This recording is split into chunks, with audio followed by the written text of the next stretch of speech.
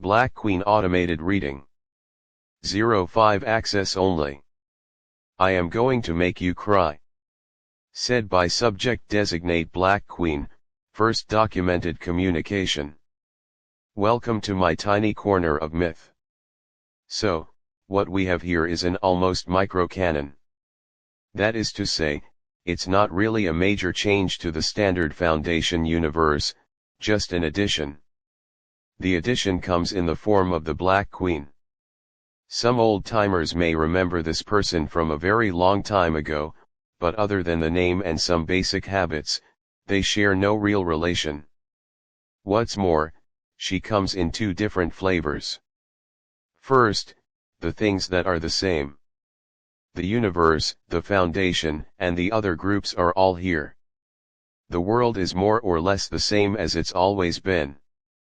So the stage itself is not very different than your standard tale, to be tweaked or adjusted in the same way as basically any other. The origins of the Black Queen are also consistent. It is very likely that she is the daughter of Dr. Gears, left behind when he was absorbed into the Foundation. He had apparently been growing estranged from them for a time, but the final break, sudden and total, appears to have unhinged his wife, and left his daughter with the burning question of why. On the Black Queen side of the coin, she snaps. Coupling her father's focus with her own intellect and sociopathic drive, she begins to try and scrape and cut her way into finding out what happened to her family. Once she discovers the edge of the veil the groups and Foundation operate behind, she starts a slow, pinpoint assault. She uses and manipulates with threats, money, seduction, or terror, whatever brings about her goals best.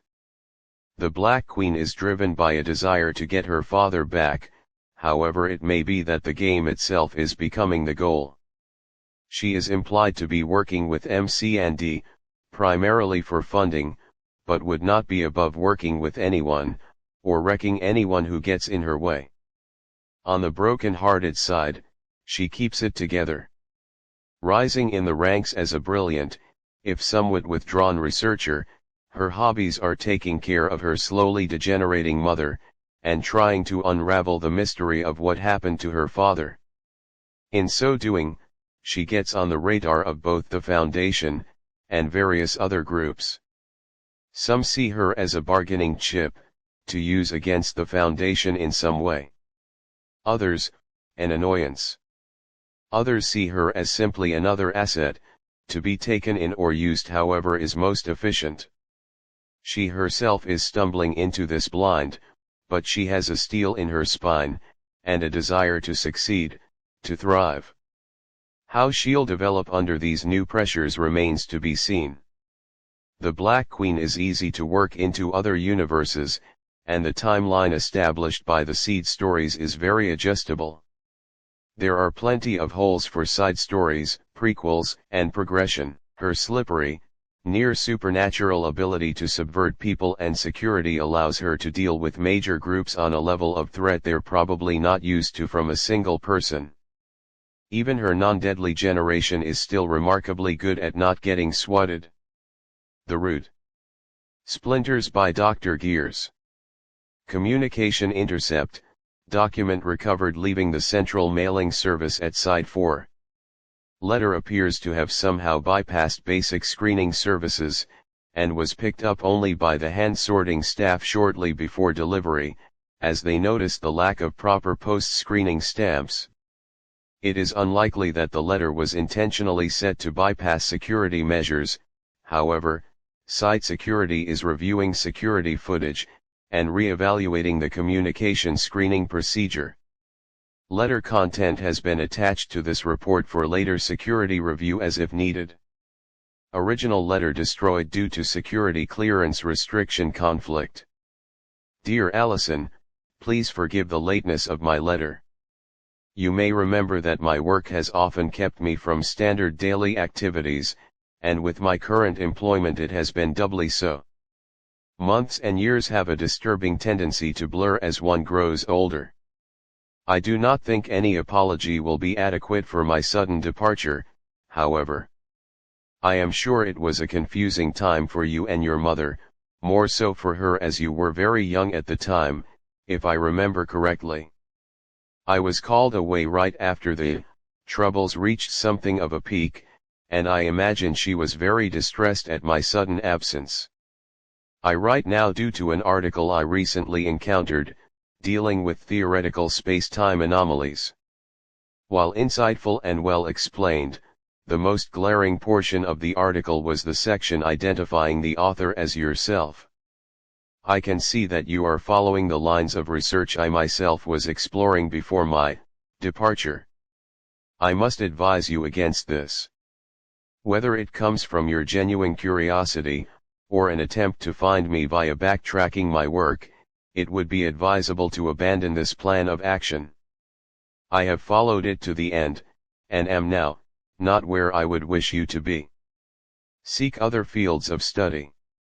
Stay away from the corners and dim edges of reality. Turn your focus to more practical and basic ends. Forgive my bluntness, both now and then. Know that it was, and is, necessary for me, despite what it has caused. Love, your father. Throw me, Daddy. Oh, I don't know, Mommy gets nervous when I throw you high. Throw me, throw me, throw me. Okay, okay, slave driver. She shrieked, suddenly launched into the air, sailing up several feet, coming down in a blur of hair and laughter, squealing anew as she made the journey again, begging higher, higher in breathless gasps. She smiled, so trusting and small, sailing. Doctor sailing down, wanting to spin now, arms exhausted, but unable to resist, spinning the tiny girl. Faster, Daddy, faster. Doctor, watch me, Daddy. Yes, Doctor, you've been requested in conference room 8. Containment review meeting. I will proceed there immediately. Does a mind bend? Work journal too? Or does it break the Black Queen stories? Opening moves by Dr. Gears. Site security file 1111488888 PR, suspicious letter 49,003,668. Letter received at the private residential post office in the South Cheyenne Point community. Letter had no stamp, postmark, or other identifiers anywhere on the envelope other than to my father's captors written in ballpoint pen ink on the front. Current leading theory is that the letter was somehow hand-delivered to the post box, even with the lack of any suspicious video evidence on the day in question. Analysis has shown the envelope and paper to be basic commercial stock, and lacks any fingerprints or DNA residue. The letter itself is handwritten with a black ballpoint pen, also from basic mass-produced commercial stock. Handwriting analysis is thus far inconclusive, pending further threat evaluation determinations, requiring more exhaustive review. Due to the subject matter, copies of the text body are being forwarded to site security for base review and database entry. Current threat index is low. Forwarding to site security and central records in compliance with diligence protocols. No in-depth probe is proposed or recommended at this time. When I was young, I saw a short film. A cartoon. It detailed a fantasy kingdom that suddenly discovers that they are the dream of a sleeping man, and that soon his alarm would ring. They mount an expedition to the world and cover the man's ears and muffle the clock. He then starts to dream of flamingos, but the concept was so striking at the time that I never forgot it. The concept of reality as a plastic, immaterial stratum and not at all the bedrock of the world. Is it possible that we're all flamingos to be swirling and running about in utter confidence, only to find we're less material than the average soap bubble, and much more transient? What would that do to our view of ourselves and the world? Suddenly the sacrifices we've made, the pain and suffering endured and caused, all count for nothing at all. I'm sure you can appreciate the blind horror of a realization of that nature. How much suffering and bleak moral choices could be invalidated by the next alarm clock? I should be another faceless, shapeless victim. Another sacrifice made for the greater, intangible good.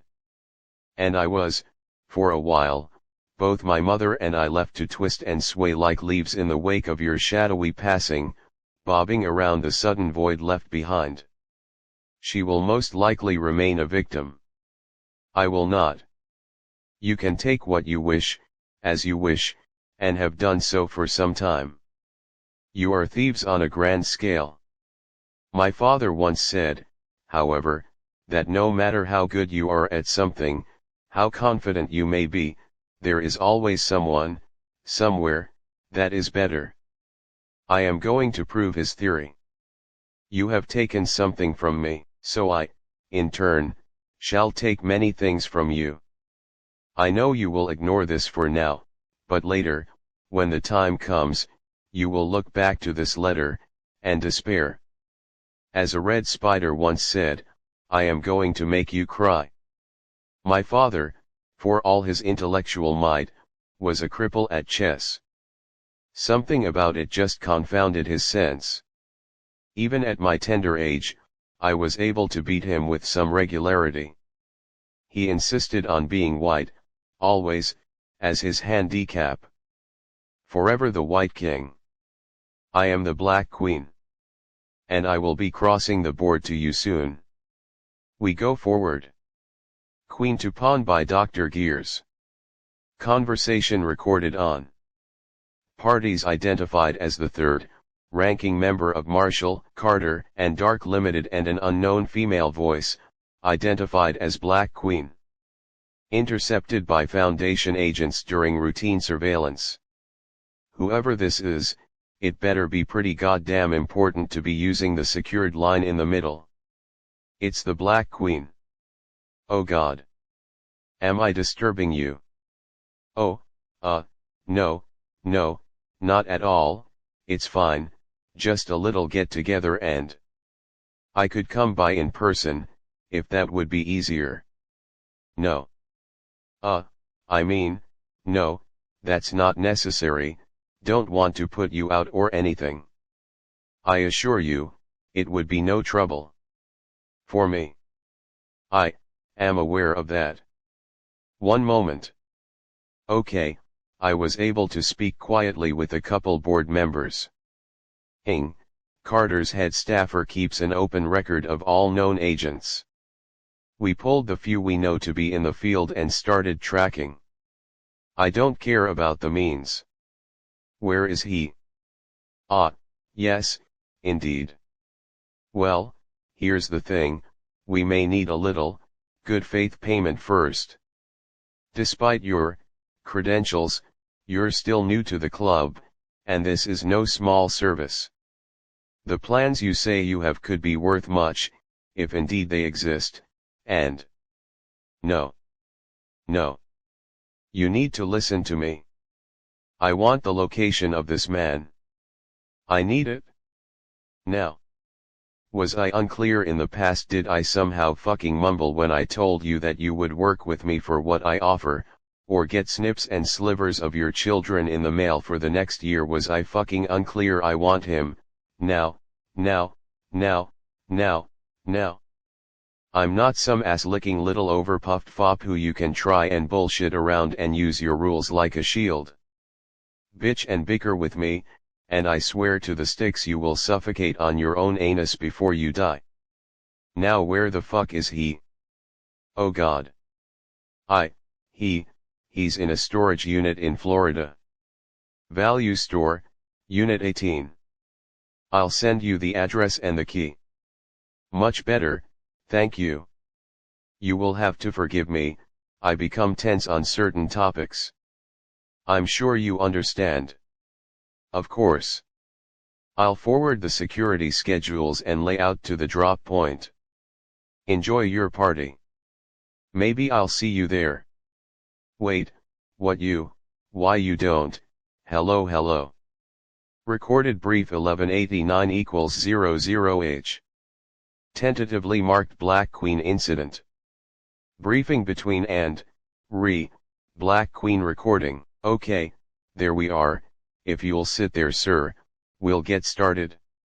Why is this being put on the record? It's not a mission brief. Well, a case has been opened, so everything. A case has been opened over this. Sir, it's simpler if I just show you. Fine, proceed. Okay, as you know, around 6 hours ago, we received a VHS tape.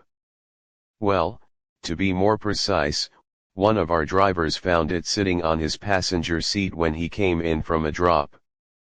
Due to the suspicious nature of this, and that he was in a secured area when it happened, we skip to the end, I have 2 more meetings before lunch. We reviewed the tape. Actually, it's probably faster to show you. If you'll look at the screen. God, why is the image so degraded? Oh, right, you said it was a tape, right? Wait, who is that? We believe that's Agent Penbury. We've done some checking, he was on dispatch in Louisiana. His partner was found dead in their hotel room. Penbury was missing and hadn't checked in since the night before.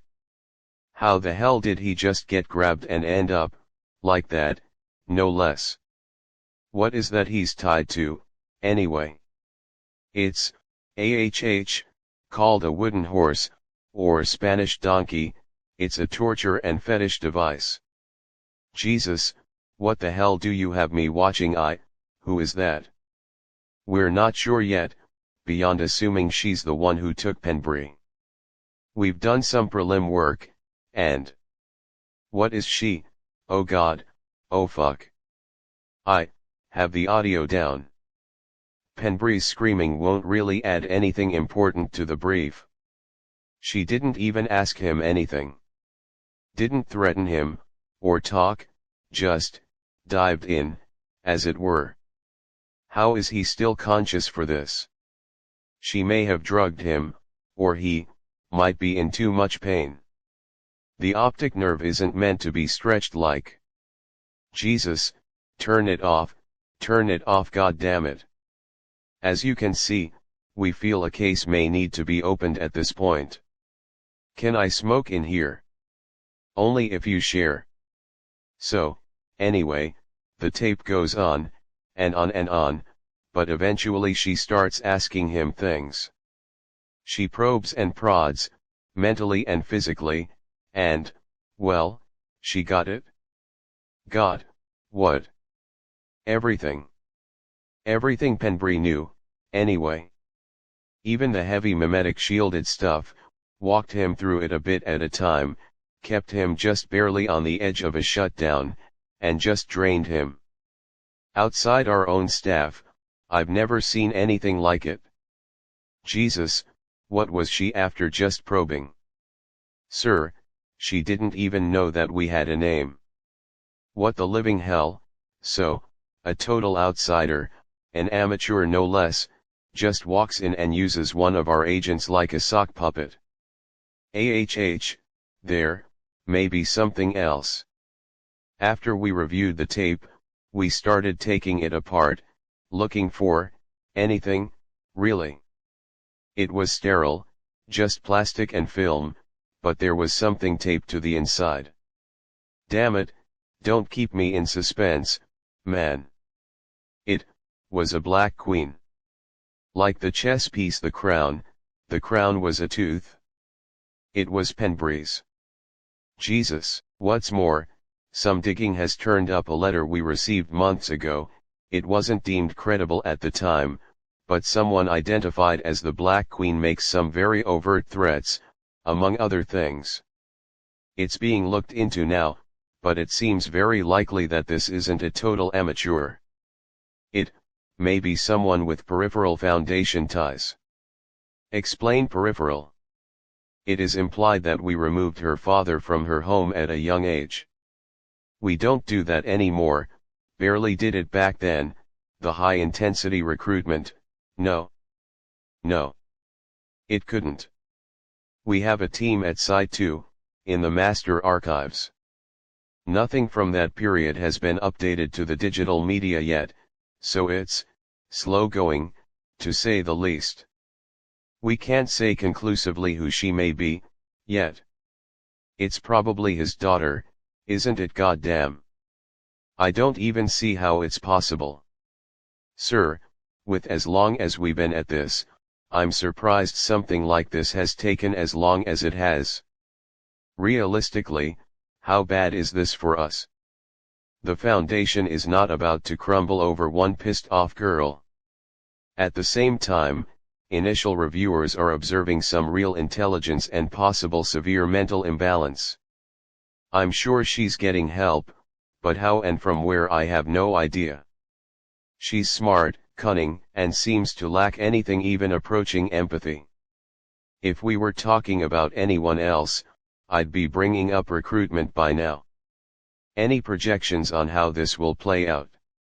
She fed a man his own retina, sir. I can't imagine where she'll go from there. Problems advance. Quiet Game by Dr. Gears. Acquisitions and Review. One of the names in the foundation that can send staff into convulsions. After agents and MTF squads get something caged, have the remains mopped up and minds scrubbed, A&R have the job of figuring out what in the hell comes next. Something of a patchwork group, they work with all ranges of agents, staff, and security, working out initial SCP documents and trying to minimize the body count, while also setting up research goals. All in all, it's one of the more stressful jobs in an organization that views a total stress-induced mental collapse as a minor lost time event. All this was sitting in the forefront of Agent Polly's mind when he saw Agent Shun sitting across from him in the lunchroom, smiling. Polly was reasonably sure the last time Shun had smiled was when SCP-914 had turned a dead pig into a pile of bacon, and that had been more than 8 months ago. The hell is wrong with you? Shun grinned, sporting a mock confused look. Why, whatever do you mean? You look entirely too pleased with yourself to be working here. Shun waved a hand, leaning back in his chair. I'm just glad to be alive, and have my caseload for the week done. Polly sputtered, nearly gagging on his coke. What the hell what you had at least 3 new cases, and I know one will end up Keter. What black magic is this? And share immediately. You know that saying, many hands make light work. Shun grinned like a cat with a mouthful of feathers. Well, I've just got the right hands to rely on. You will tell me your dark secrets, or I will soak your underpants in meat before your next 682 review. Okay, so remember that memo we got a few months back, about the new processing site they set up in Egypt? Polly nodded slowly, scraping back in his memory. Yeah, wasn't it some co-op deal with ORIA defectors or something? Shun bobbed his head, leaning in with a quick sideways glance. It's got a few, yes, but it's more a warehouse site, for review items coming from all over the Middle East. The thing is, it's also listed as a hub site, which means they can take any and all items up for transport. Polly's eyes widened, like initial review items. But, how the hell would you shift them like that without catching hell? You can't just pass the buck. That's just the thing. The head of review, Agent Meelik, is apparently a glutton for punishment. I started talking to her on a review project, and she actually entered a request to take over the review. On site. Sign the transport orders and everything. I just had to forward the case notes, and in about a week she sent a complete SCP proposal. Polly sat back heavily, shaking his head. Good Lord. And you just sat on this while I struggled and worried if I'm working on a second heart attack. Hey, it's not like that, just wanted to make sure it was really happening first. I would have told you. Yeah, wait, what was the agent again? Who? Oh, the one at the new hub, Agent Me like. Polly furrowed his brow, looking to the side. That's a weird name, even for this place. It's Turkish, apparently, something royal or the like Magnus or something.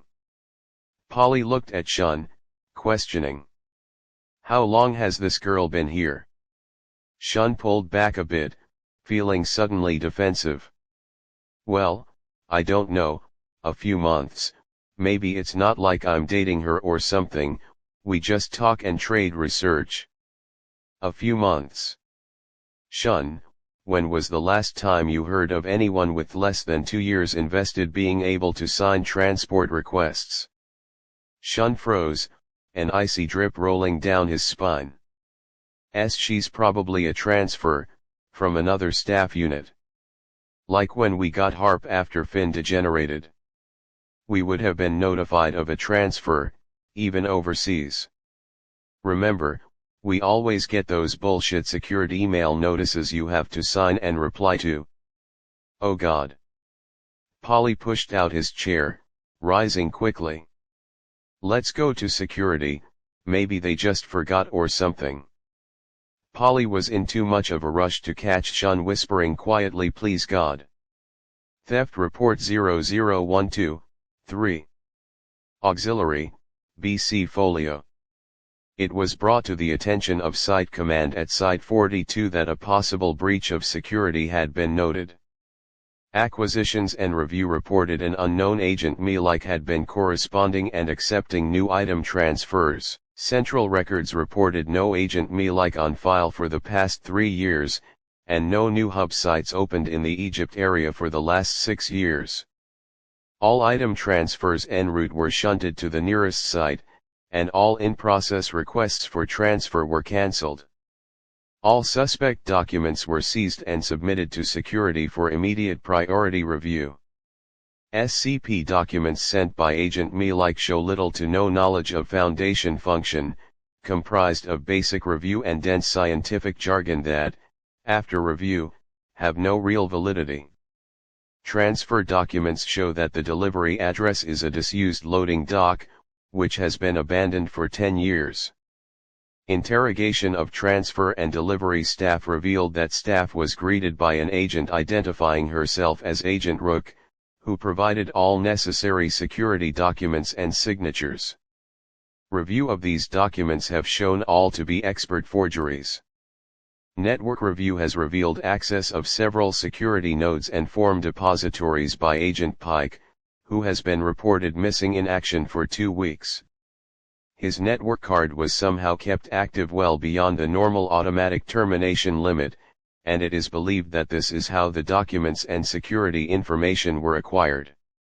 Transport staff believed the drop location was a covert transfer site.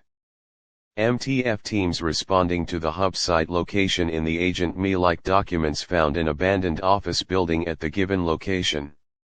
Investigation turned up nothing but 2 vagrants on the main floors, but the basement was found to contain 1 desk, a chessboard, and a poster. The poster was of the Turk, an automaton built in 1770 that could play chess, having the appearance of a Turk at a large table with a chessboard before it. The Turk was later revealed to have been a hoax, with a small man hidden in a secret compartment under the table. It is currently believed that the theft of 12 SCP-class items has been perpetrated by the Black Queen.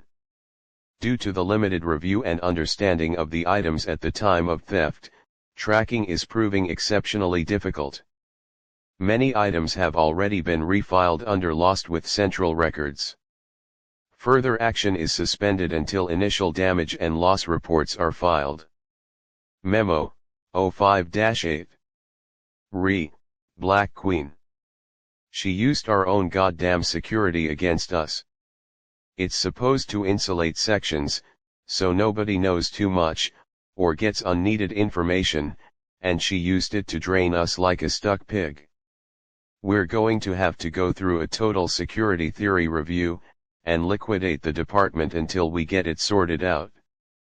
Thousands of man-hours are going to be squandered while we look for the thumb up our collective asses. 05-3 has been drinking Pepto like it's soda. I want this bitch found. Change the rules. Kriegspiel by Dr. Gears. We need to talk. The old lady raised her head from the crumpled document before her, blinking rapidly through massive glasses. She sighed, pulling them off and rubbing between her eyes, grey curls bobbing in the half-light of the desk lamp. Indeed we do. Have you seen some of the documents they've been pulling from the old Central Archives? It's a wonder we're all not dead by lunchtime, I swear. We're never going to complete the digital migration at this rate, and we're already nearly a year overdue. It's only time now before we spring a leak someone on the chain, and...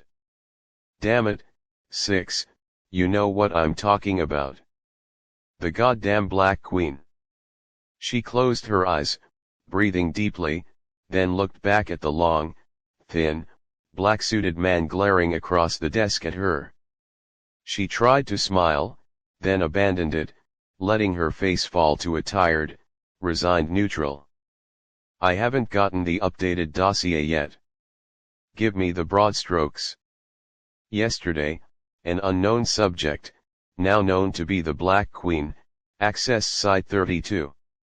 We're not sure how, but it appears she somehow entered the primary entry on foot. There's nearly 20 miles of bare rock and salt pen between that entry and anything even remotely civilized, so please skip the editorial, 4. I'm not some layabout agent. She smiled wearily, head resting in her massaging fingers.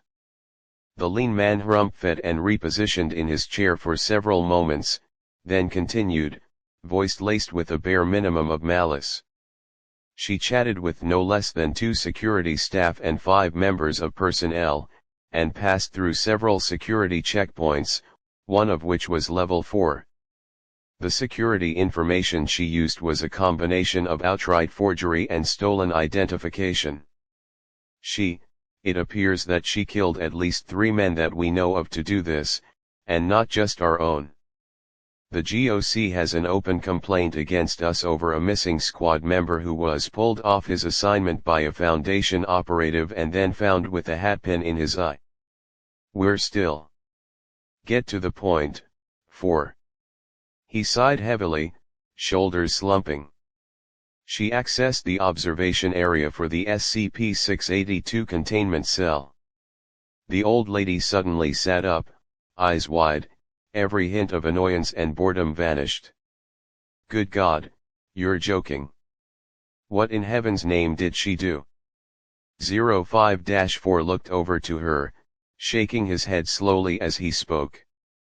She chatted with the oversight staff, then, in the spare second when they weren't looking, she put her hand over the testing containment shutdown panel, and put a goddamn chess piece on it. A Black Queen, appropriately enough.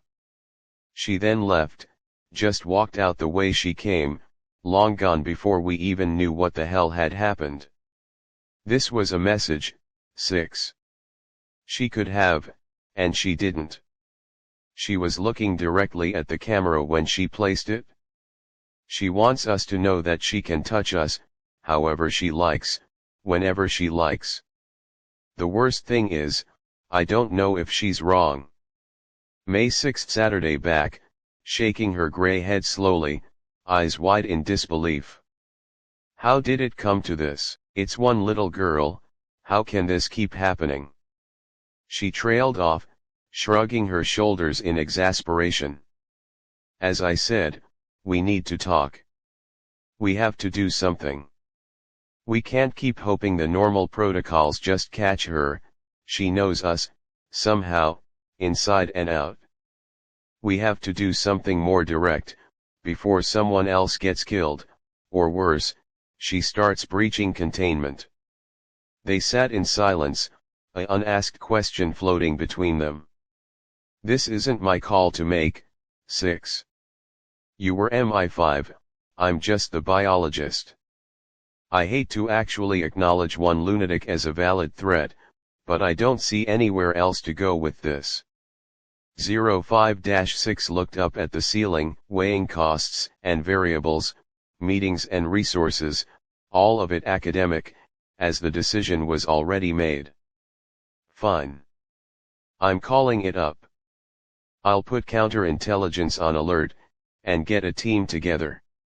Lord help me, I'll send a department of skilled, trained individuals after one mad, violent girl. What's this? Your job, what's it look like? We're putting together a 4-man to go shoot one thief. Have you not been paying attention in class today? This isn't some simple thief. Good men have died because of this lunatic bitch. Who how grave and torn they were, sloppy at best, you know that. Listen, it doesn't matter. It's your job, go do it. Sir, yes sir, whatever you say, sir. Go get your men together, then get the hell out. Sir, do we have a proposed location, sir? Stop that. Now. Where is she? We have a partial trace hit near a hotel in Chicago. You'd know that if you read your goddamn paperwork. Yeah, see you in a few, boss. Hey, Richter. What? I hope she sees you coming. Love you too, boss. Forge ahead. The Broken-Hearted Stories. Work Journal 2 by Drive Gears. Day 45. It's so strange, at times.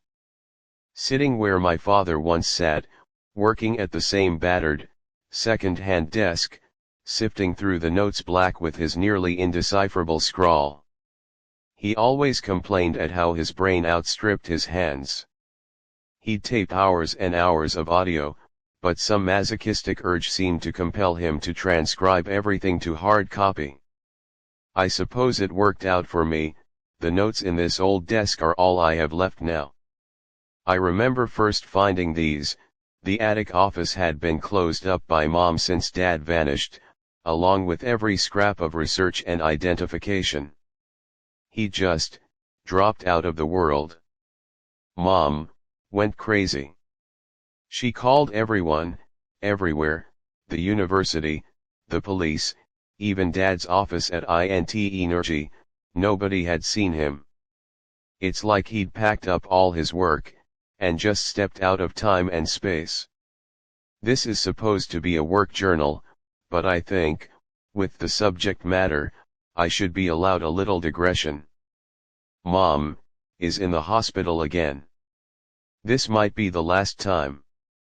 She was so connected with Dad, it's not even that she snapped when he left, it was just, a whole part of her was missing now, like a limb gone, and she just bled out through it. She seems calmer now, but that just might be the medication.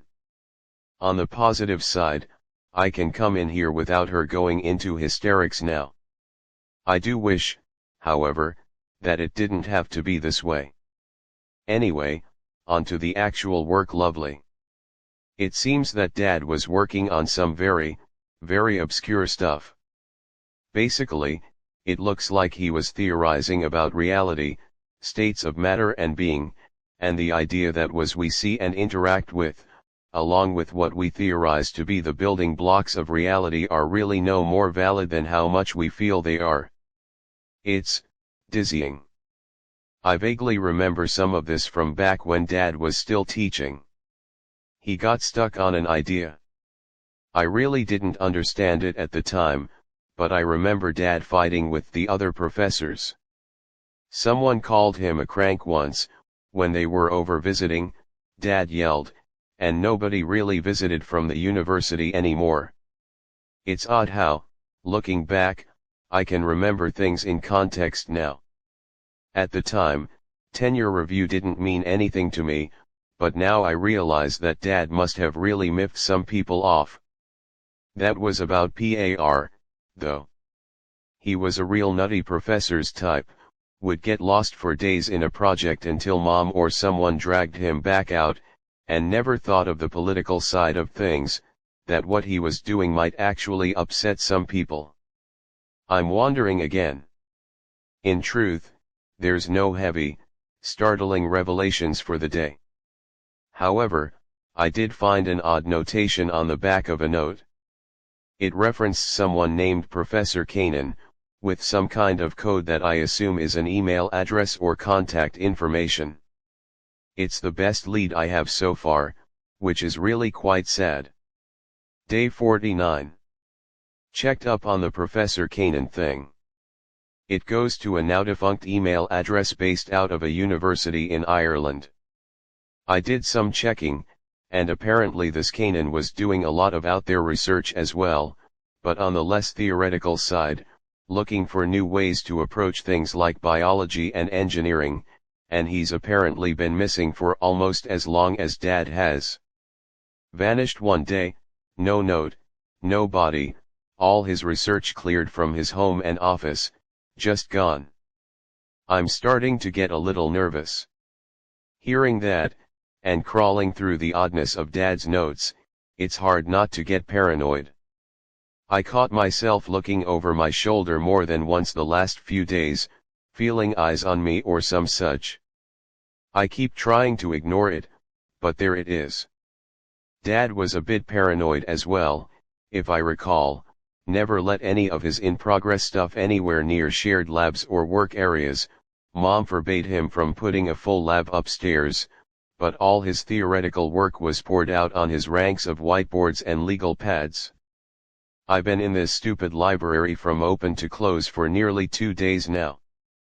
It's hard to know even what to ask for. More than once, I've found myself in the fiction section, reading up on topics that only appear in sci-fi stories, or horror ones. Some of the things he theorizes, things that can slide between here and elsewhere as easy as we pass through air, but insulated by a membrane of this otherwhere, they'd be nearly untouchable in our reality. He actually says, the interaction of different bioforms in our own reality is not one paved with compassion and ease of interaction. Let us hope the natives of these far spheres are friendly. Greg called me, again. Asked if I wanted to get out for a bit, have a drink maybe. I turned him down. Again. I feel bad, but I can't just let this sit. I tried to talk to him about all this, but he just nodded and looked sympathetic. I can't get people to understand, a whole part of my life was just ripped out. I can't just drop it. I can't just let it go. I catch myself getting disconnected. Like Dad used to sometimes, so focused, things like food or emotional attachment just fade in terms of priority. Even worse. I sometimes find myself welcoming it. Anyway. I have all the copies and books I'll need right away, and a few I ordered should be here within the week. I have vacation time saved up with the university, and there's no active projects at the lab that need my direct oversight, so I'll hopefully be able to track this thing to ground, maybe get closure. I don't know. I keep wondering what I'll do if it turns out that Dad just ran out on us, or ended up in a ditch somewhere, but I don't think that's the case. Maybe I'll take some time and yell at my cell phone company. I keep getting this weird clicking when I'm on a call. It's been going on for nearly 3 days now.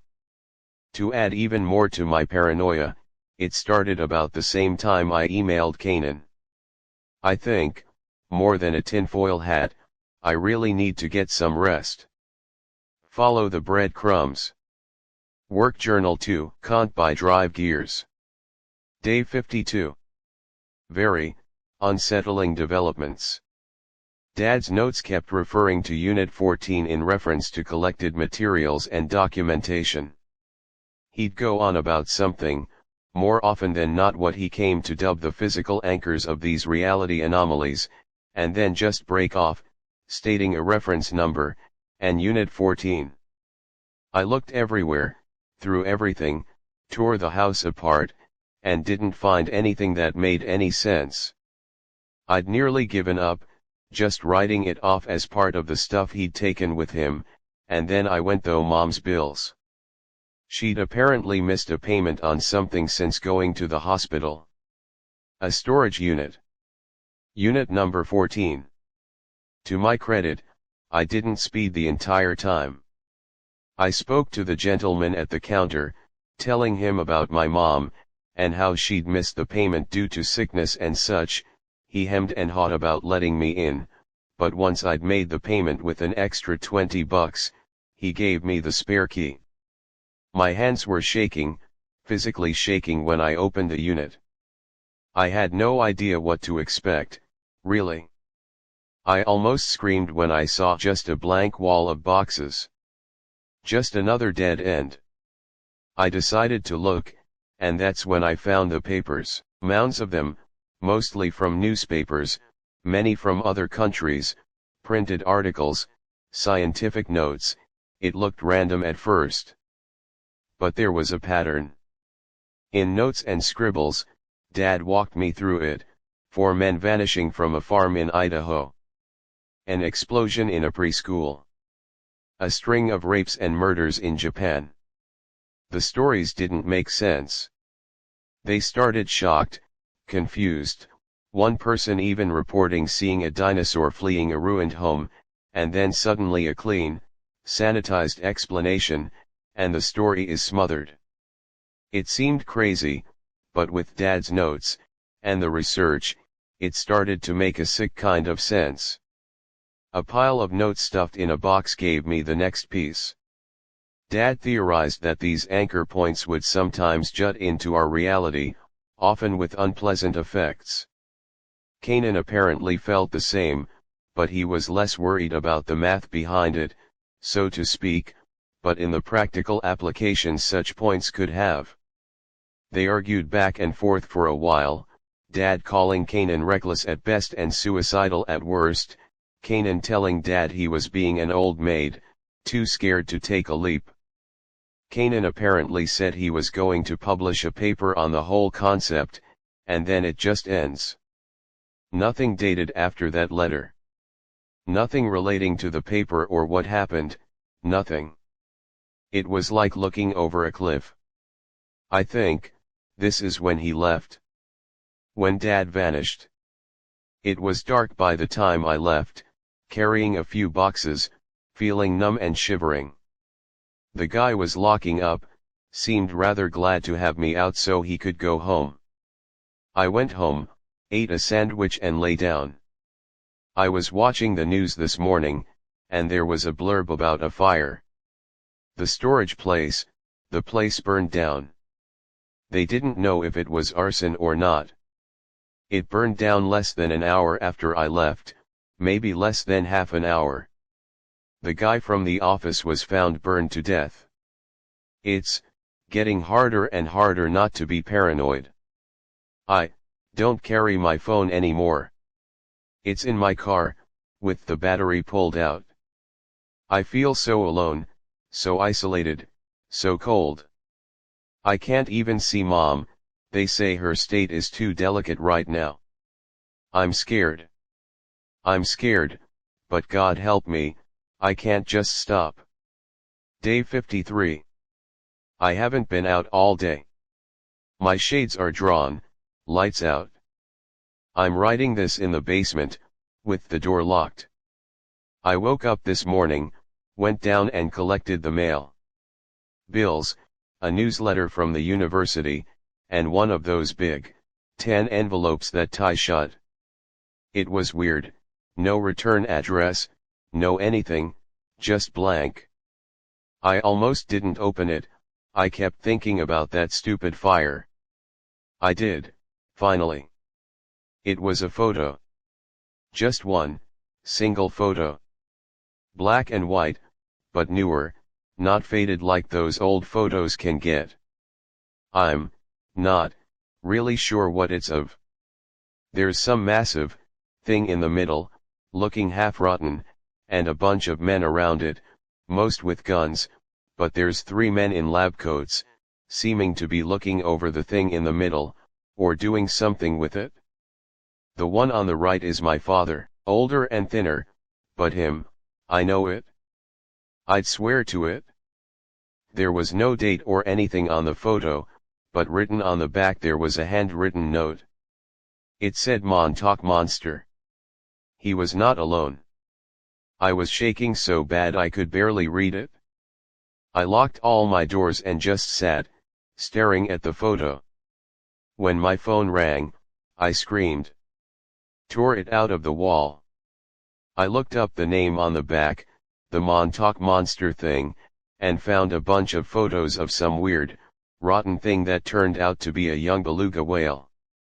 My photo looked a little similar, but 10 times bigger, at least, and with a more definite shape. I suddenly thought of the news articles Dad had collected, and wondered when this photo on the net had appeared. It looked just enough like my photo to be able to say that someone was just overexcited when reporting the dimensions of the creature. I started getting more and more afraid, more paranoid.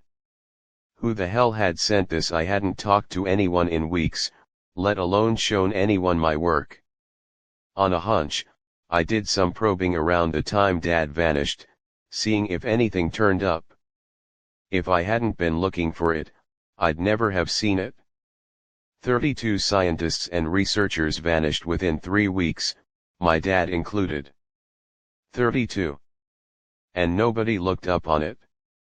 There were some vague mentions of police searches, appeals to the public to report sightings, and then nothing. Forgotten and pushed away. It suddenly hit me, like a bolt, that for someone to know all the things I knew, they would have to be watching me. And closely, like from inside my home. I suddenly looked around, at the ceiling, the walls, everywhere, growing horrified that someone could be watching me. I tried to feel stupid about it, silly, then I remembered my clicking phone, the fire, and the photo in my hand. That's when I moved to the basement. I'm getting a new laptop tomorrow, when I'm on the road. Cryptography has always been an interest of mine, time to put it to the test.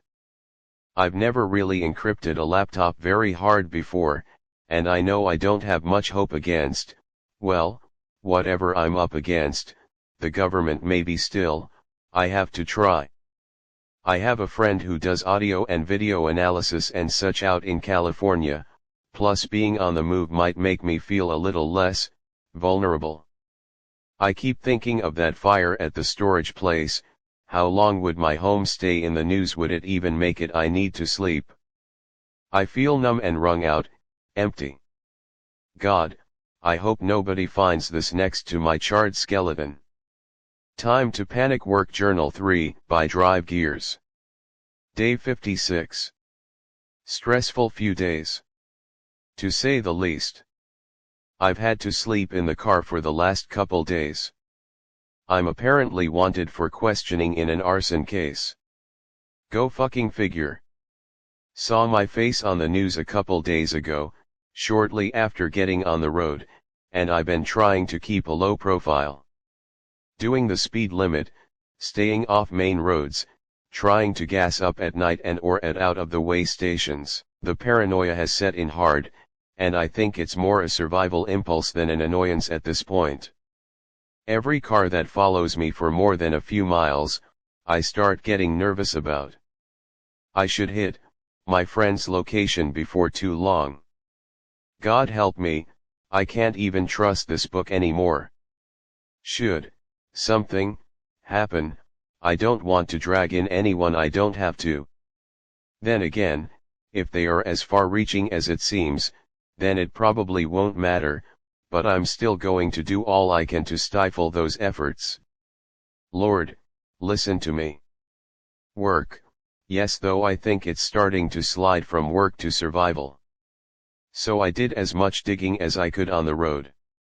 Apparently the researchers who disappeared all worked in at least one theoretical field, some with even out there papers on stuff like theorized alien biology, non-Euclidean geometric formula, dizzying stuff. I tried to widen the search, and turned up some other weird stuff. There was a spike of disappearances and deaths about the same time as the researchers vanished. Law enforcement, private security, even army recruits, a wave of AWOL, Kia, missing in action, and sudden retirements. I got worked up, but it's possible I'm reading too much into this. Seeing faces in the clouds. I haven't been sleeping or eating, really. Just enough to keep me mobile. I'm exhausted, but it feels distant. Removed. Like feeling pain when you're heavily drugged. It's a little upsetting, but it's helpful for the time being. I do need to try and sleep. I was convinced a helicopter was following me not too long ago. It peeled off a while ago, but it was following the road I was on for nearly half an hour. It got pretty low. I didn't think they could do that. I didn't really see any markings, even the glass was tinted. Bah. Sleep. Day 57. I'm panicking. My heart won't slow down, and I feel so twitchy. At the same time, I have this cold core inside that just keeps thinking. Okay, so I made it to my friend's place. He does audio-video analysis for various companies and even some government contracts. That's not important. Anyway, I managed to snag him away and got him to look the picture over. He was kind of confused, but after he worked it over, he said that, while it's very strange, the picture itself hasn't been tampered with. It's a genuine image of a real object, but he was quick to say the setting itself may be the fake. I asked for any more information on it, and he said the film itself is rather old, but in good shape. It's some kind of army surplus stuff, no color but known for super high contrast. It's still used in some sectors, but the military stopped using it 20 years ago. He couldn't pin down what kind of camera took it, but he said it's probably a modified military camera from around World War II.